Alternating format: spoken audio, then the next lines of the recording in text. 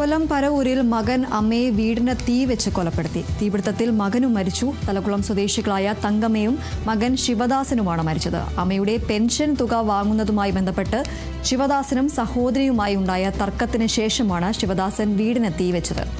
പെട്രോളുമായി എത്തിയ ശിവദാസൻ അമ്മയുടെ ശരീരത്തിൽ ഒഴിച്ച് കത്തിക്കുകയും ഓടി മാറാൻ ശ്രമിക്കുന്നതിനിടയിൽ തീ ആളിപ്പടർന്ന ശിവദാസന്റെ ശരീരത്തിലേക്കും തീ പടരുകയായിരുന്നു. അഗ്നിശമന സേനയും പോലീസും എത്തി തീ കെടുത്തിയെങ്കിലും ഇരുവരുടെയും ജീവൻ രക്ഷിക്കാനായില്ല.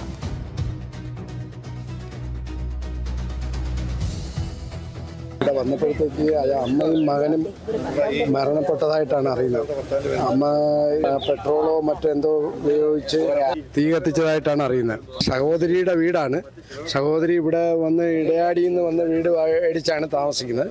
കുറച്ചു കാലം അയാൾ ഇവരിവിടെ വീടൊക്കെ വെച്ചിട്ട് പെൻഷൻ്റെ കാര്യമായിട്ട് അമ്മയും മകനുമായിട്ട് എന്തോ പ്രശ്നമൊക്കെ ഉണ്ടെന്ന് ഇങ്ങനെ പറയുന്നതായിട്ട് കേട്ടു. അപ്പോൾ യഥാർത്ഥ വാസ്തവം എന്താണെന്ന് അറിയത്തില്ല.